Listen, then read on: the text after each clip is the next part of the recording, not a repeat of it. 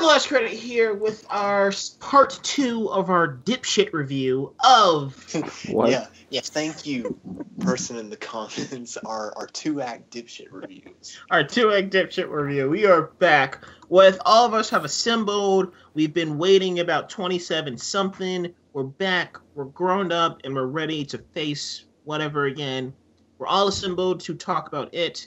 This is going to be our two last credit spoiler discussion. We should have waited 27 years to do this review. We probably should have. It has made about... Stephen King's It has made about $117 million this weekend, so you've probably seen this movie. If you haven't seen this movie, like this video, put in your and come back to it. But yeah, today we're just gonna go. We're just gonna go in depth about what we thought about the movie, what we think about part 2, and some of the problems we had with the movie, possibly. So yeah, we're just gonna get in depth into the movie. I'm Darren Lewis Jr. I'll be your host today. I'm also joined by Dylan Boyd. Dylan, how you doing? I'm actually very sad because all I've been thinking about since I saw this movie is Cary Fukunaga, and I've read like 3/4 of his script now, and it's fucking amazing, and I'm depressed that it didn't happen. So thank you for asking, and you just reminded me of that, and you made me even sadder. So thank you for that. Cool. Miller, bring up the mood. Miller Farrow. We're also joined by Miller Farrow. Miller, how you doing? Good. Awesome. And we're also joined by Will Abbott. Will, how you doing? Hey, what's going on? Hey, before we get this started, can we all agree that all of the children in this movie were fucking fantastic? Yeah, we'll get into that. No, I know Miller can't. But, I said I know Miller can't because I watched the other few. It was just a few parts where he got on my nerves. Okay, but Darren, continue. Yeah, but we'll get into it. Actually, as Dylan just pointed out, me and Miller did do a mild spoiler review earlier. If you want to check out our thoughts there, more of our any thoughts we missed, we might have gotten in that review, so you guys can check that out. But yeah, we're just gonna go ahead and get into our thoughts. But I want to start with Dylan and Will. We haven't heard their thoughts on the film, so Dylan, I want to start with you. Dylan, what did you like? What are your general thoughts on it? What'd you think about it? I thought it was great. This movie is better than I could have ever expected it to be. I mean, when the first trailer dropped, it looked great, but I was not expecting it to be as good as it was. I mean, Andy Muschietti is not a very experienced director, and the one movie that he has done was not very well liked. So I wasn't really expecting a lot out of it, and I got a lot that I wanted out of it. Not everything, but we'll get into that later, but I thought it was pretty great. Miller, you and I have seen the film twice now. 3 uhs in the span of 3 seconds. Alone. I just went full Obama. But he's like the kid in the movie. Yeah. Ah, damn it. Now I'm trying to think of me talking. Fuck you, Dylan. But Miller, what did you think of? You've seen the movie 3 times now, so what did you think about it? I mean, 2 times now, so what did you think about it? He's seen it twice. I did not want to see it a 3rd time. I'm mixed on it. I really like the movie up until I think the scene where Eddie meets Pennywise. Not that it's a bad scene. It's kind of weird, but it's after that. It's just it seems like the connective tissue of that movie isn't really there. There's a lot of good scenes, but it just feels like something's missing. Before that, I think the movie works really well. But even with my problems, there's a lot to love here. I'd say the biggest plus about this movie is the acting. Sometimes the kids can be, or the one kid, Richie. I think he can. It's not really his fault. It's just the writing they gave him, where he's just a little too much. Where it's like, okay, he could tone it down, or you didn't need to have this joke there. But all the kids are great, and Bill Skarsgård, he's absolutely fantastic. He just created a horror icon with his performance, like instantly iconic. And I wish he had more just scenes of him acting. Because most of the time, I don't necessarily wish there was more of Pennywise, but just more dialogue. Yeah, because most of the time he just like comes out of somewhere and just does a stupid head bobbing thing. Yeah. Yeah. But yeah, like I said, I liked it, but there's a lot that I had issues with. But I don't think the movie's that scary. Which I've seen some people like get into debates of whether it's a horror movie or not. It's a horror movie. Like, come on, it's a it is a horror movie. It's a horror. Like, it's stupid to say it's not a horror movie, but like I don't think it's that scary. It is. I did see it in IMAX. What else were they saying it was? I don't know. I guess I saw one person say it was a comedy. I'm like, come on. The hell? What kind of fucking comedies do they watch? I mean, the movie's really funny, but it's a horror movie. But I did see it in IMAX, and I thought the IMAX was fantastic. It actually made it the movie actually kind of scary. So that was nice. I wish I had seen it in IMAX the first time, but it is what it is. Yeah, I mean, for me, I still really like this movie. I still have my problems with it, but I still really, I mean, because I've seen it twice now, like 2.8 times. I guess I don't. It's like 2, and I don't know, but like I've seen because I work in a movie theater, so I can kind of sneak in to see different parts of the movie. But I still really enjoy Darren, it. admitting to your crimes on a podcast, I see.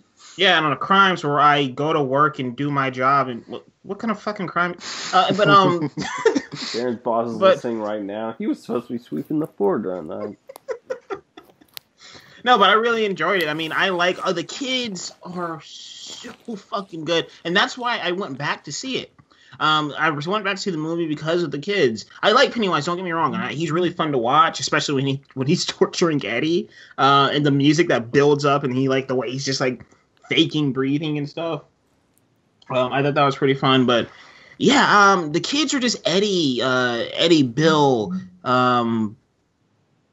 why did I just forget all their names? Mike, Ben. I love all these kids and what they were able to do and just the chemistry they had. They really felt like friends. They really, because I think that's one of the biggest things going into the next one. I really hope they tackle well is that those adults feel like they really do know each other. But yeah, I just love how they felt like friends. I love how full the movie felt, even though it's a chapter 1. It feels like you can it feels like this could be the end. And I really like that. It didn't feel like an episode or anything. Like Miller said, I didn't find it as scary, but the threat is still real. And I think they also did a good job of having Pennywise hesitate to kill the kids because it makes sense that he would hesitate because he needs them to be as scared as humanly possible for them to taste good. So weird when you said it. But I mean, I still really, really enjoy this movie. But some of the things I guess we don't enjoy about the movie. So Dylan, what were some of the things that you didn't really like about it? Hey, hold on! You fucking completely skipped me. God damn it! I said circle back to me, not just completely forget I exist. Holy shit! Wow! Right, you're here. That took a turn. Okay. Will, what did you think of the movie? Say your thoughts. Will at it. What did you think of Bill Skarsgård's Oscar-worthy turn as Pennywise? Yeah, okay. What did you think? Yeah. What did you think of the movie as a whole? Because you're a big Stephen King fan, so what did you think about it? I am a big Stephen King fan, and to be honest, this was one of the first. Well, the original miniseries was one of the first Stephen King adaptations I ever saw as a kid. And it's one of the things that got me hooked on Stephen King to begin with. And I have to say, as far as Bill Skarsgård goes, he totally freaking gave Tim Curry a wedgie and stole his lunch money. Holy shit. That. I mean, I thought he was fabulous. I thought he was amazing. I agree with what Dylan and Miller said. I wish that he'd have had more lines. I really loved his voice that he used. It was like it kind of sounded similar to the voice that Tim Curry used, but then it also had an almost childlike tone to it as well. I love that it changes throughout the movie. Do what? Like it kind of like changes throughout the movie. Yeah. Depending on like what the line is and what he's trying to convey, he can be scary and he can be, like I said, almost childlike. And I really liked that. I thought all the kids were great. I thought that the humor and the tension had a good balance. I thought this movie did a great job of balancing the tension and the humor. I didn't think any of the humor felt forced, and I also didn't feel like any of the suspense felt forced either. There were a couple of jump scares, but they didn't feel cheap to me. There were a couple that felt cheap to me. Yeah, see, I never got that sense that there were only like a couple jump scares in total. Yeah, there are only a there couple. There weren't very that many. But it feels I guess I meant sometimes- the scares. I think I got meant some of the scares in general. It feels like sometimes though there are scares that are meant to make you jump that don't actually make you jump, and that feels kind of awkward in the movie. At least I don't know. I don't know about that. I feel like normally what you have with a movie that's just all cheap jump scares is you have this phony tension that it isn't really there, and then what makes a jump scare effective is that you're literally on the edge of your seat, and then it comes out of nowhere. And I felt like that this movie, even though they didn't come out of nowhere, especially since we'd already seen all of them in the trailers. Almost all of them. I'll give them credit for that. Yeah, almost all. Yeah. But the tension buildup leading up to them was still really good, and it just had you involved in the film through the entire way. I'd say now with the sequel, and obviously the sequel to this movie is guaranteed. It didn't beat Deadpool's opening weekend, but it came really close, and it beat Deadpool's opening night. So I mean, this is for a horror movie, is setting records. So I mean, it had the biggest opening for a horror movie ever. So right, and by double or more than double. Yeah, I think Paranormal Activity was first before it or something like that. Yeah, Paranormal Activity 3. Yeah. But and that was like 56 million, I think, and this was like 117. So yeah, by more than double, it beat that. So I mean, we're guaranteed part 2, which makes me happy. But that also I feel like they are going to have their work cut out for them casting that movie, because the chemistry between the adult actors is gonna have to be really, really remarkable. I just felt that the kids did a really good job of portraying, that they were just like the only friends that each other had in the whole world. Yeah. And I really felt like everything felt natural. That's why I said, like, these kids, all of them were phenomenal. Even the bullies didn't feel over the top. It just, everything felt natural. I really liked this movie, obviously. And another thing, too, just to cut you off real quick, like, just talking on as the kids, like, when they're all comforting Stan and they're just like, man, we love you, man, like, we wouldn't leave you, like, you feel that. Like, you feel like they actually do care about each other. Oh, by the way, that reminds me, and to anybody listening, this might have very minor spoilers for part 2, okay? But if you've already seen the original miniseries or read the book, they're not spoilers. But one thing about Stan is that, okay, in this movie and in the miniseries, it's Bill that makes everybody promise to come back if it comes back. And that kind of makes sense because, like, this whole thing has been, and I think the miniseries does a better job of conveying this than the newer movie did, but the whole adventure is Bill's quest for revenge, to avenge what happened to Georgie. And so it makes sense that he would be the one that's like, look, if this isn't done, we have to come back. But in the book, it was Stan that makes everybody promise to come back. And I think that's kind of ironic in a way, because is it really?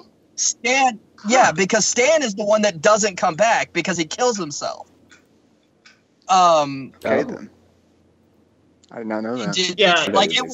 It will happen in the first 10 or 15 minutes of part 2. Since you already said what happened to Stan, I can understand why Stan does that, because I thought the film did a good job of really planting the seed of like, because like he was left alone and then he had that thing over his face, the woman like almost eating him. Like you would understand like how traumatized he would be to go back to that place. Oh no, yeah, totally. Yeah. I totally get that.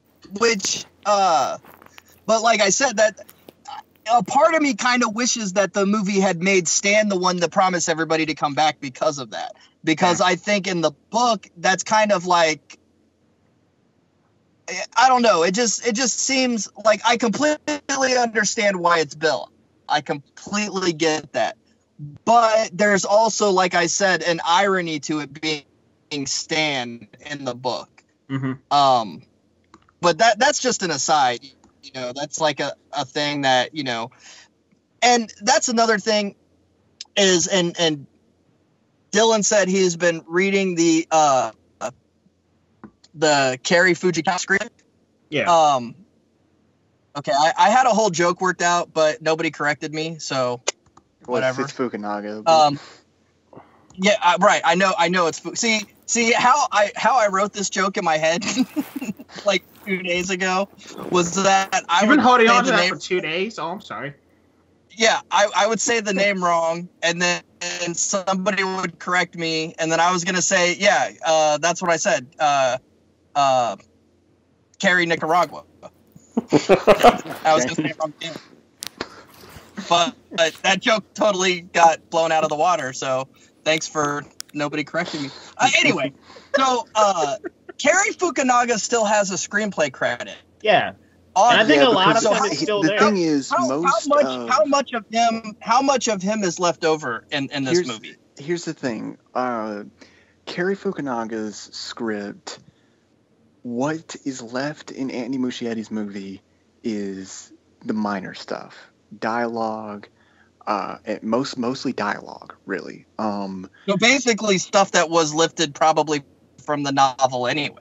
It's the major stuff in Cary Fukunaga's script that is not in there, like their fears and some other thing. Something else I don't really want to talk about. But what? I got their fears from this version though. Like, well, I'm not arguing with you about that or saying. I'm just saying that their fears are different in Andy Muschietti's movie and Cary Fukunaga's screenplay. Even though I think Cary Fukunaga's writing for their characters and their fears is much better, but they're just different.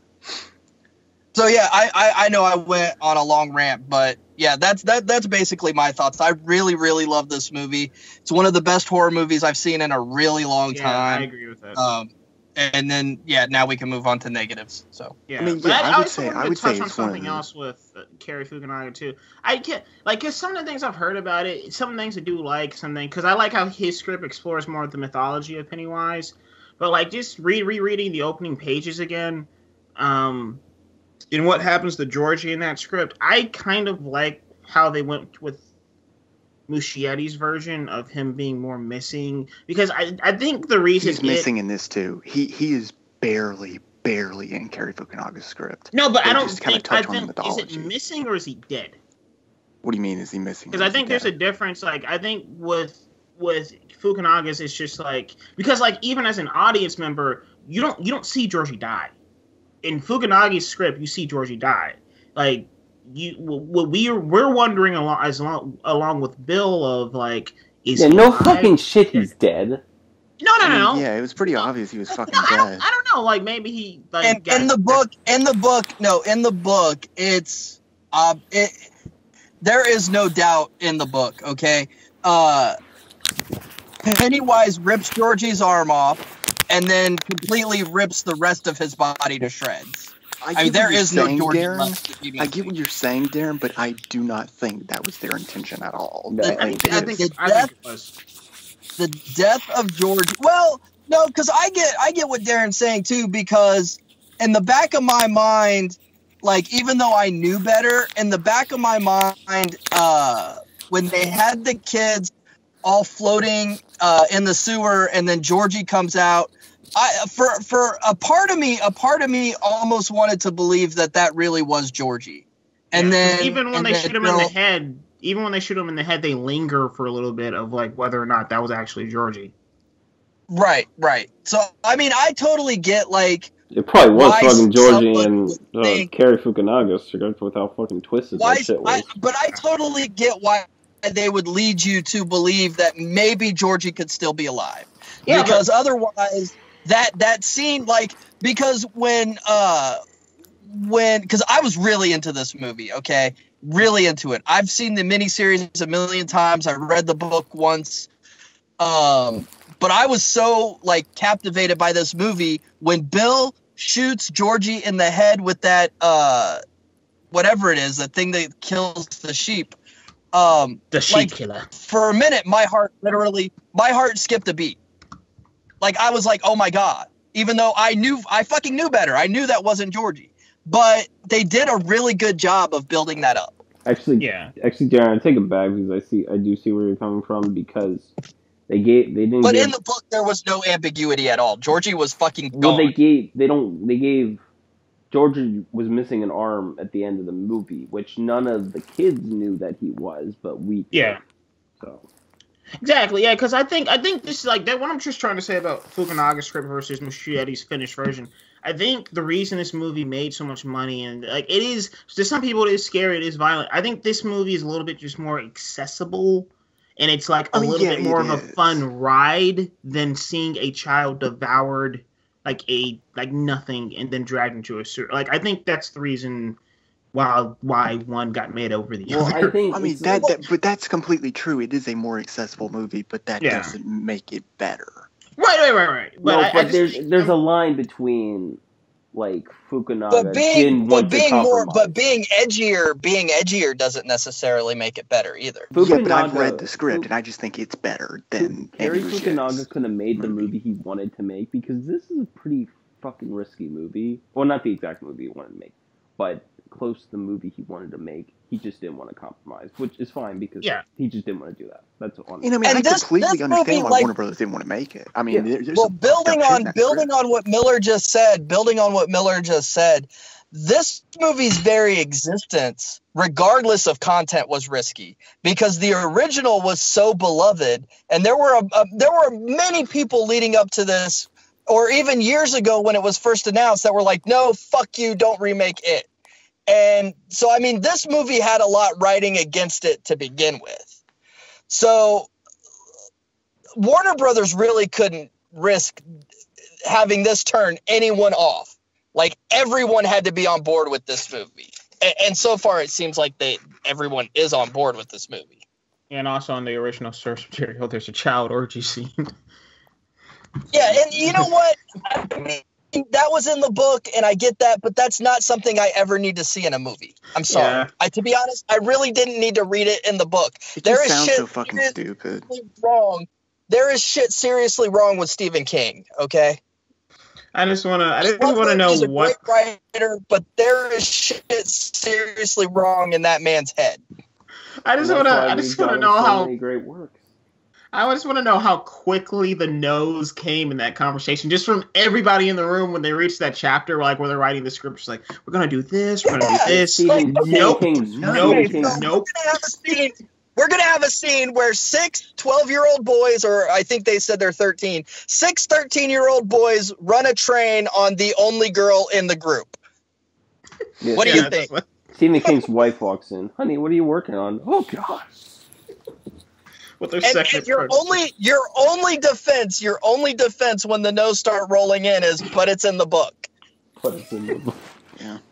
The book goes out the window, and the guy who says that. But yeah, speaking of the kids, I just want to know which were you guys' favorites of the group? Because mine was Eddie. I really, I agree. He was my favorite too. It's just how he Eddie was delivered my his favorite dialogue. He was. Oh yeah. I would be Eddie if I was in that movie. Like, I'd be worrying about like everything. Like, oh god, Yeah, seriously, like having an asthma attack, just like it's fucking summer. I can't do this shit right now. My favorite kid in this movie was definitely Richie. Like that kid had no filter, like none. Richie was I love the scene where he's like, "You guys are lucky we weren't measuring dicks," and he's like, "Shut up, Richie." And I'm kind of interested to see what they do with him in part 2, because what he did as a job in the miniseries was different, although similar to what he did in the book. In the original TV movie, he was a stand-up comedian, and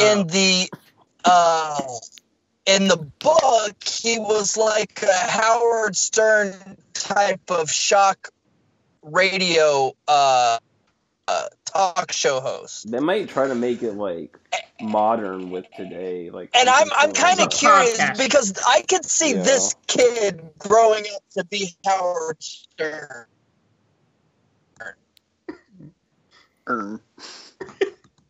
Yeah, I could see this kid though. I could see this kid growing up to be Howard Stern. I could see him. Yeah. You never know.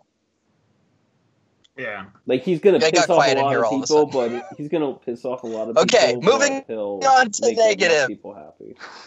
Well, no, I just wanted to just talking. Yeah. Sorry about it. Yeah, but yeah, what were some what were some of the things you guys didn't? Well, also wait, one more thing before we get to negatives yet. Jesus Christ. No, one more thing before the negatives, because I just want to one more thing, like what were some of your guys' favorite scares as well? Because I like the clown, everything that happens in Neibolt House, and also that fucking projector thing was fantastic. I love that. My favorite scare isn't really technically like.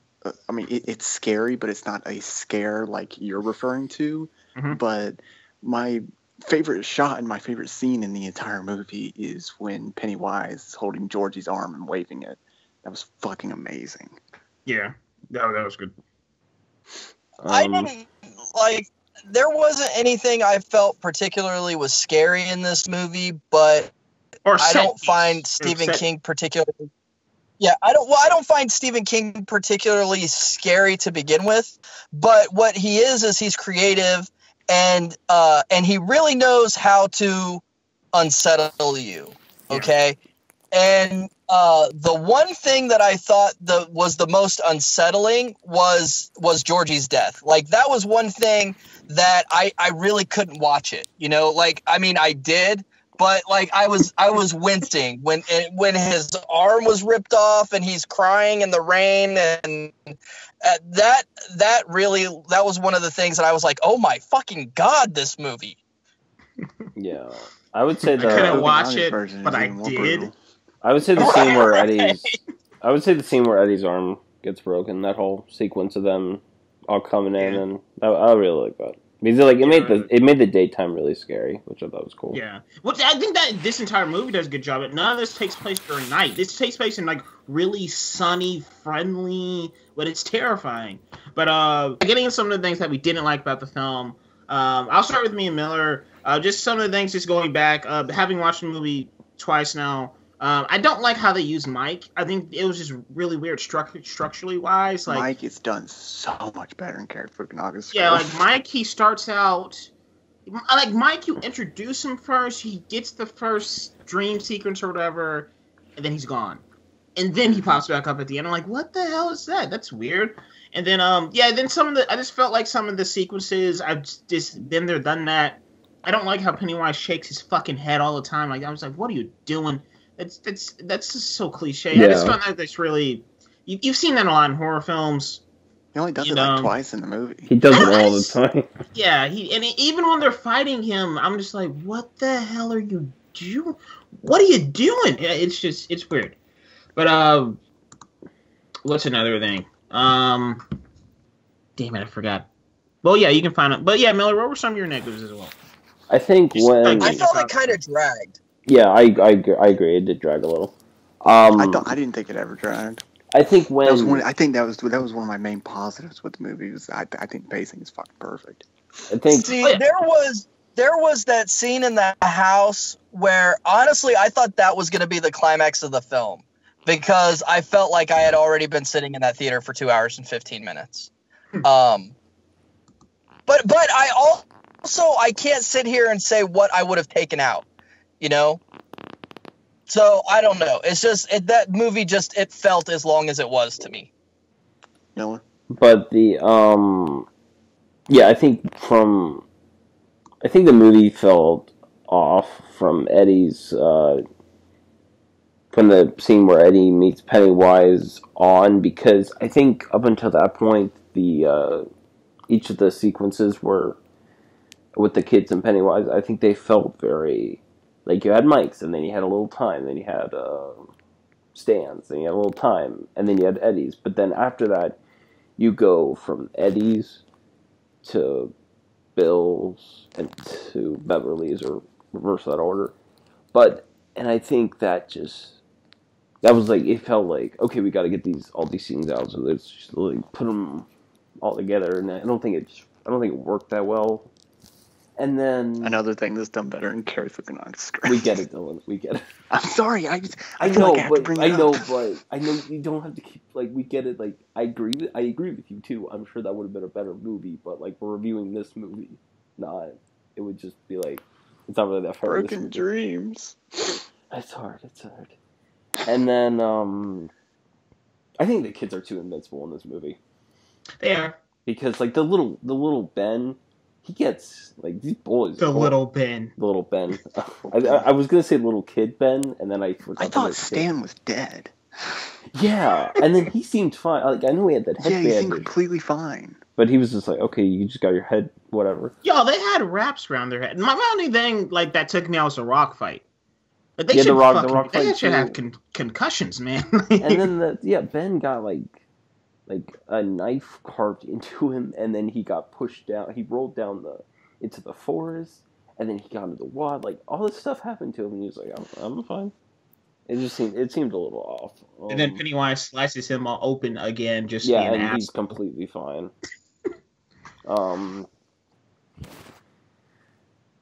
Like, the only time where it really matters is when Eddie gets his arm broken and can't hang out with them anymore.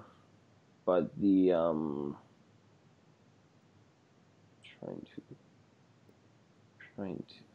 thought I had.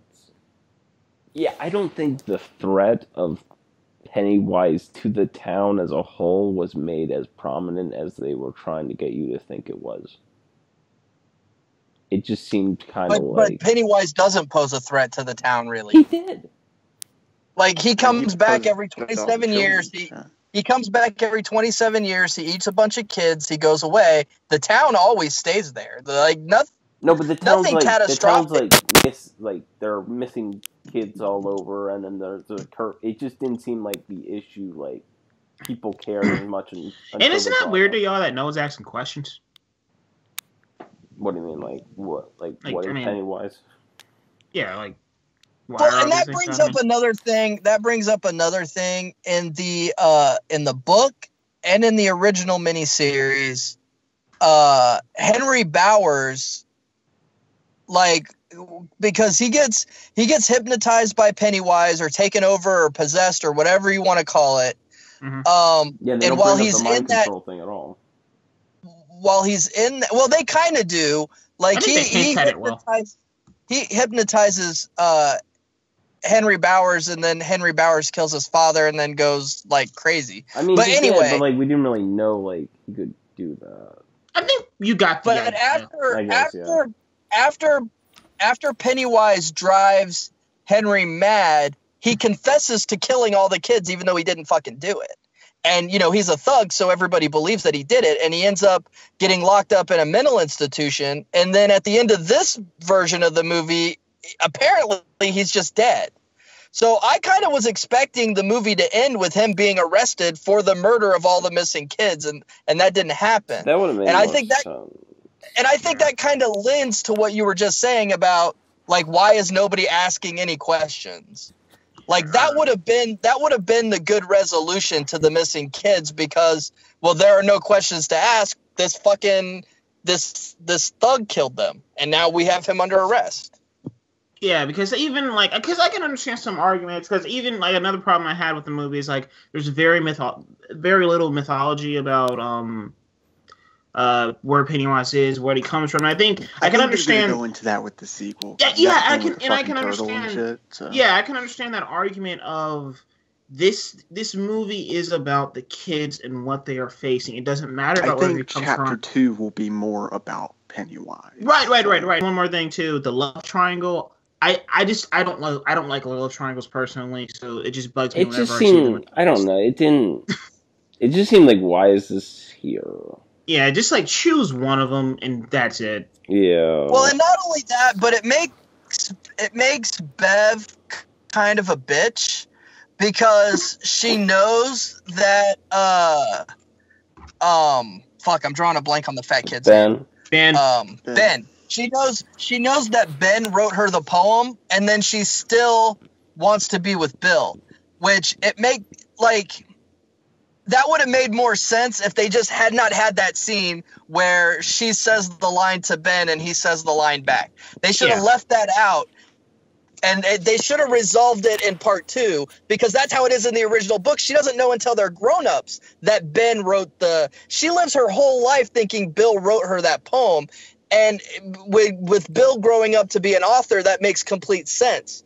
I wish they'd have left that part out, because it makes Bev kind of not a likable person. And also, like, I kind of would have liked if she went with Ben, because then it would have just been kind of different. Like, she chooses the pudgy fat kid over like I don't know.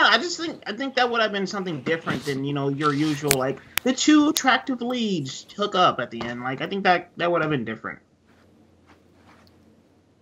But I just don't care for love triangles. And speaking of Ben, okay, I really loved the running New Kids on the Block gag. Yeah, that was great. That was good. Especially with the poster on the door where Bev finds it, and then she gives him that look and just nods like, "Yeah, boy." But then she closes the door so nobody else sees it. Exactly, that really made me laugh. Yeah, I love that too. And then I like how he was just like, "What? Better get going, girl," or what did he say? Like, he quoted another song. Please don't go, girl. Yeah. The way he quoted that was good. But is it my turn? Oh yeah. Dylan, what didn't you like? He didn't like that it wasn't directed by Cary Fukunaga. That's my main problem. The next time Dylan sees the movie, he sees Cary Fukunaga in the opening credits. He starts fucking crying. I'm just gonna fucking cry. Oh my god! It's hard because I almost wish I had. No, fuck it. I'm glad I fucking read it, because I mean it's just so sad seeing so much wasted potential, because there's just so much in that script that should have been in that movie. Why? And it's just kind of like, why? Well, I give this movie credit. I get it. I get why they didn't do the movie, but it's just like, it's sad. I give this movie credit for being like, because when he left 2 years ago, I think it was, and he was describing like why he left, I'm like, this movie's gonna suck. There's no way this movie will be good. And everybody was saying that. And then it turned out to be okay, good. Well, that's another thing. Everybody thought that it was New Line Cinema that made this movie, right? Yes. Yeah. Okay. Everybody thought that New Line Cinema was ditching Fukunaga and a movie with substance in order to have a cheap cardboard movie full of jump scares, and that's not what this is at all. Like, this movie still has substance in it. Yeah. My turn. Okay. This is still a really well told movie. Kidding? What do you mean my it's turn? Also a good my turn got interrupted too, Dylan. Okay, Darren, go ahead. It's my turn after Darren. What? It's your turn now? Still also a really good movie. Go ahead. Okay, my turn now, finally. Anyways, okay, so my main problem with this movie is that it's not fucking scary. Yeah. it never the movie from the start, in the first 10 minutes when Georgie gets his fucking arm bit off, it feels like, and throughout the entire movie, like when Georgie's arm is being woven by fucking Pennywise in front of Mike, whatever, or whatever. I mixed my words up. So, like, who cares? Just let him talk, please. Oh, sorry. It feels like this movie is building up to something that I don't really think it ever pays off. It just it feels somewhat underwhelming, and I think this movie is great. Okay, like I think it is not good, great for the movie that it is and what it is going for. It is a well-made movie, and I think it's great. But I feel like that they were building up to something that I never really felt a sense of. I never really felt that I got. The final fight with Pennywise is really clunky and really kind of it feels really silly, and just kind of stupid. But I like the thing in the house. I like that a lot better than the final fight. I agree. I think some of the humor sometimes takes away from some of the tension.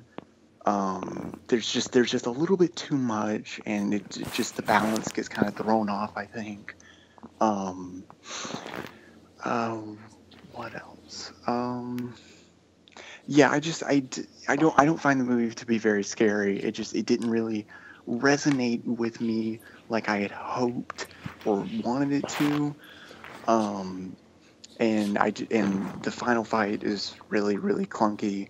And oh yeah, there's this one part in the movie too, where I thought it ended.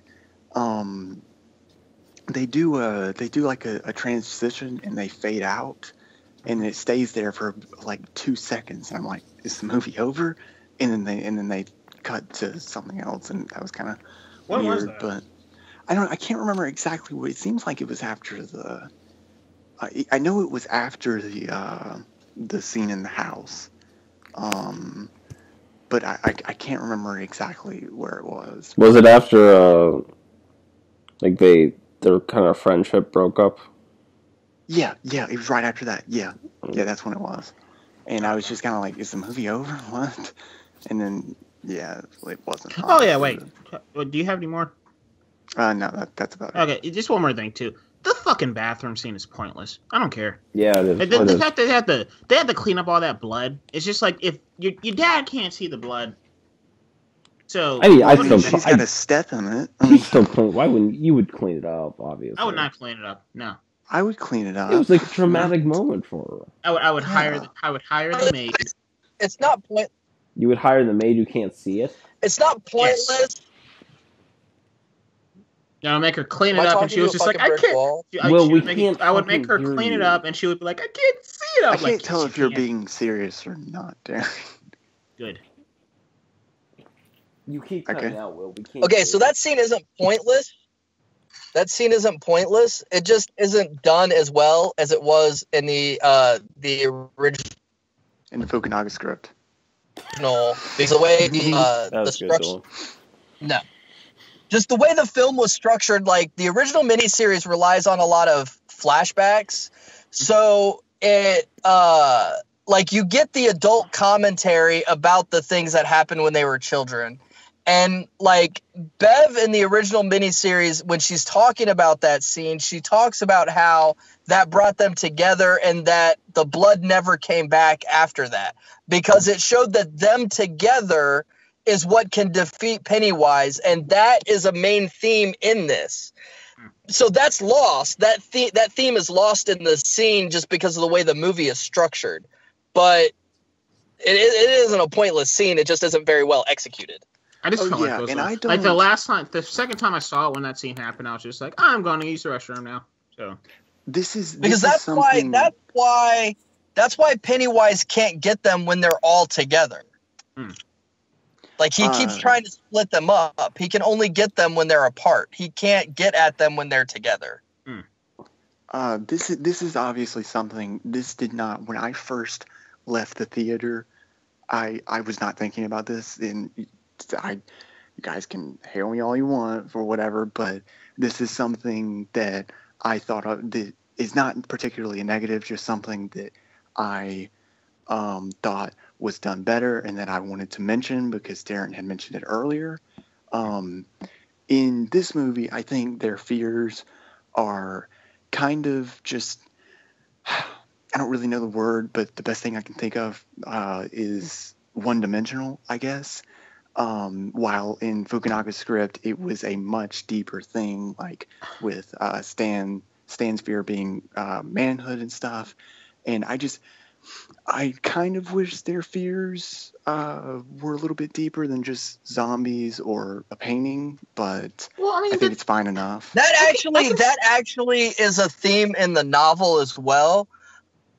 And it's not just Stan. A lot of the kids are dealing with puberty issues in the novel. Like Beverly, okay. Every morning she checks her fucking tits in the mirror to see if they got any bigger. Like, there's shit seriously wrong with Stephen King. Yeah, I can tell.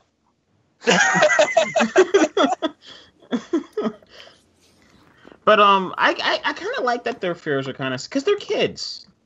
Like, you know, you're gonna be afraid of a weird painting and shit. Like, I don't mind. Yeah, but the painting doesn't have to look like Mama. Yeah, true. I did. You got that sense, didn't you? Because I was just like, this is definitely an Andy Davis shitty movie. Yeah, like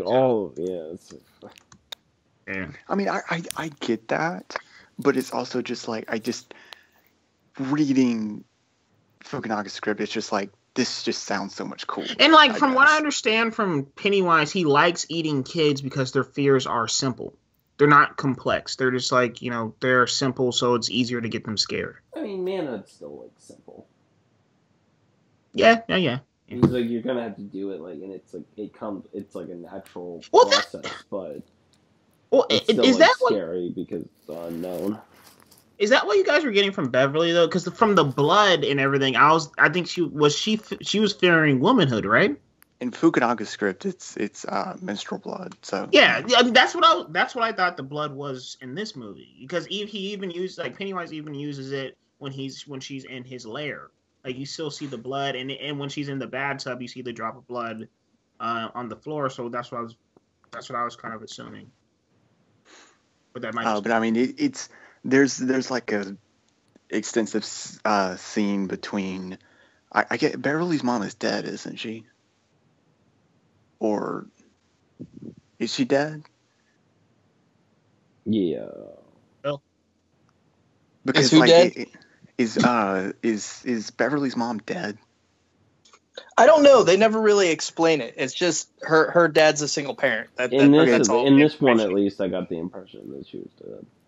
Because in Fukunaga's script, like she's there, and but it never really says whether it's like a vision or not, because she like shows up at the beginning and like asks Beverly if she's like got her period yet and shit, and it's like fucking terrorizing her. And then the thing with the bathroom happens. So I wasn't sure what happened there.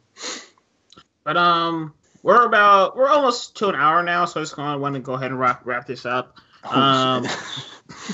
Yeah, I just want to go ahead and wrap this up with our thoughts on this. Once again, just wrapping up our thoughts on the movie, and also our thoughts on what could happen in part 2 and what we're interested in seeing. So, Dylan, what are you interested in seeing in part 2? And just what'd you think of it? Mainly, I just went in part 2. I just want to make. They just need to make sure that Andy Muschietti just need to make sure that he can get actors that have the same chemistry as these kids do, because that is what is really the heart and soul of this movie, is these kids' chemistry. And I really would, I hope they just get a group of actors that have the same chemistry as them. I want to see more of Pennywise, at least more dialogue from him, and I hope that Chapter 2 focuses more on the mythology of Pennywise and where he comes from and stuff, and just focuses more on him mainly. And I want to see this movie get fucking weird too. because I know I don't know the whole thing, but the whole story behind it, but I know there's something to do with Pennywise's partner in crime is like a fucking space cosmic turtle, and I want to see that. That's not his partner in that's crime. his enemy. That's his art. That okay. Oh, it's his arch enemy. Yeah, if Pennywise is like the personification of evil, the turtle is like the personification of good. So even though we're talking about literal aliens from other planets, basically Pennywise is an allegory for the devil, and the turtle is an allegory for God. Okay. Well, I mean, I want to see that. I want to see this movie get weird. What the fuck was he on when he wrote this shit?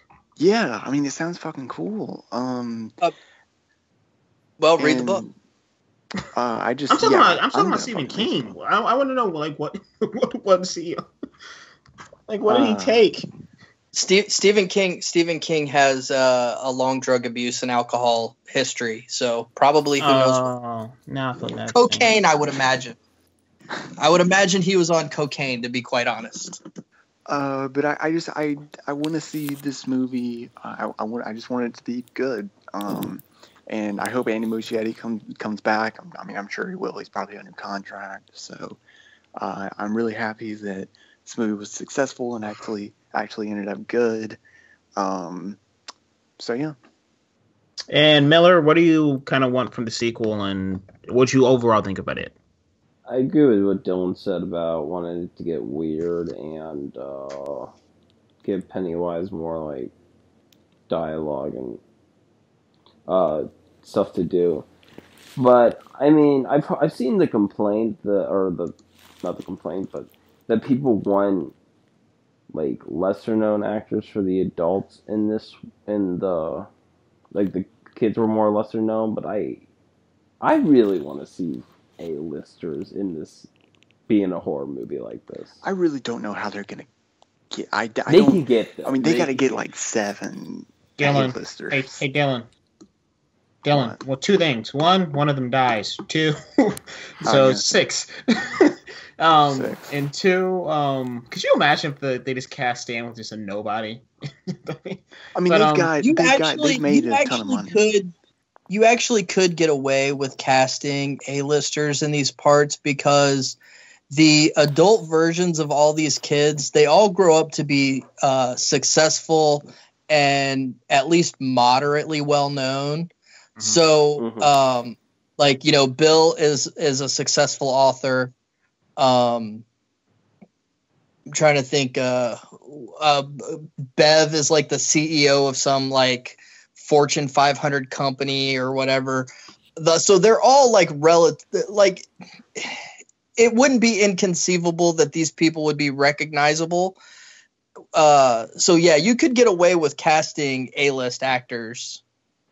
And also, this movie just made 100. I think they made a fuck ton of money. But it's just like, I mean, they were on a $35 million budget. And also, this movie was praised by critics. I think they're gonna be fine. Jessica Chastain has worked with Andy Muschietti before. But yeah, and that would be perfect fucking casting. Like that would be shit.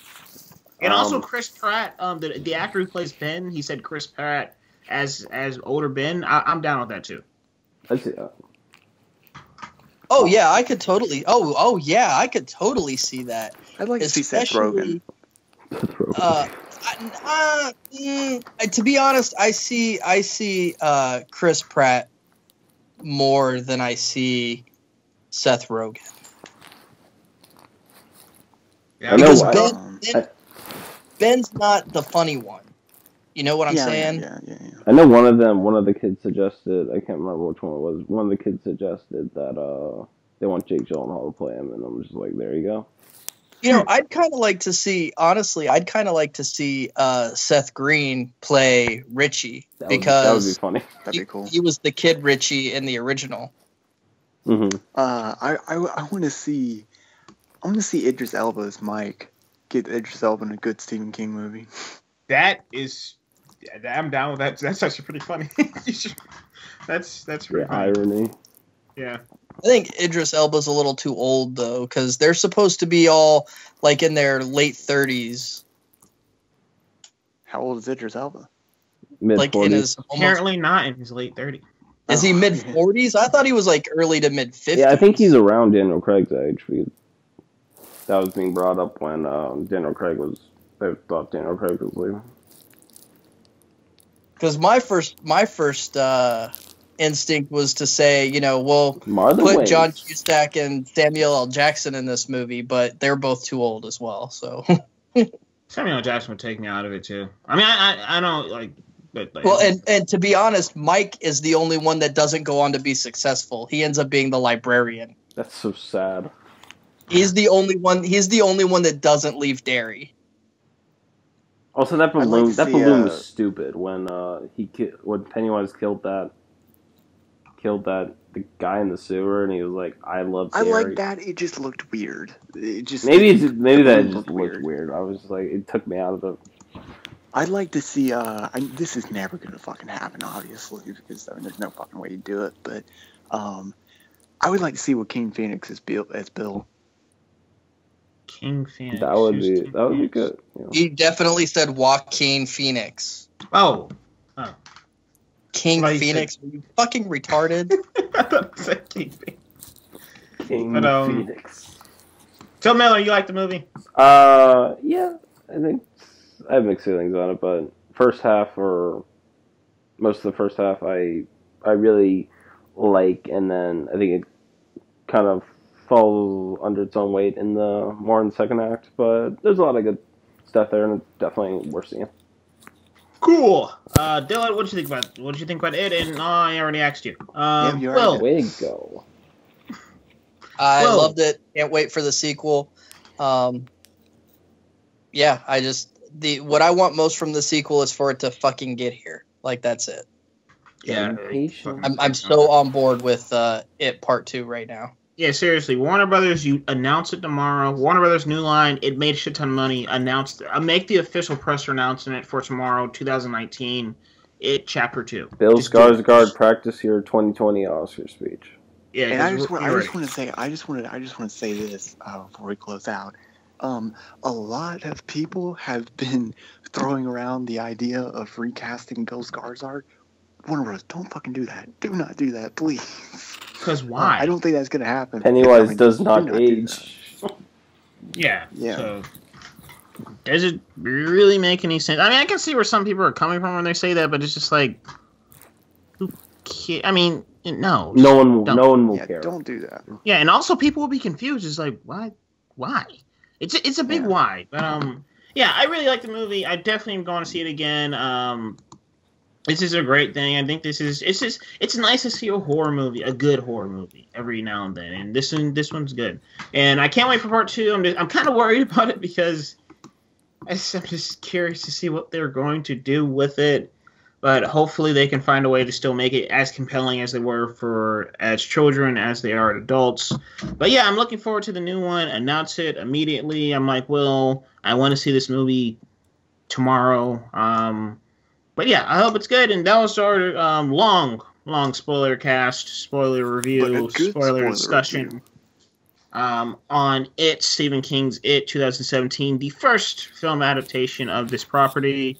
What did you guys think of the movie? I'm pretty sure all of you guys saw it because this movie made a shit ton of money. Please let us know in the comment sections below. If you like this video, please give us a thumbs up. If you like hearing us, if you want to hear more of what we have to say about it, I'm pretty sure Dylan is going to make a side-by-side comparison of the Fukunaga and Muschietti script. Fuck yeah, you know I am. So if you want to hear that, look out for that and subscribe to our channel. We're going to have a bunch of other content coming your way. We also have a 50 Shades of... we also have a 50 Shades Darker commentary Jesus Christ, that movie. coming your way soon God enough bless too. that And we're movie. also going Tuesday. to... And also check out our Twitter. Our Twitter, Till the Last Cred, that's our handle. We're going to be putting up a poll of our next commentary that we're going to do, so make sure to vote on that. And you can find us all on the various social media networks. You can find us on Till the Last Credit on our website and on Facebook. And until next time, I'm Fraser Crane, and I'm always listening. What? I don't know.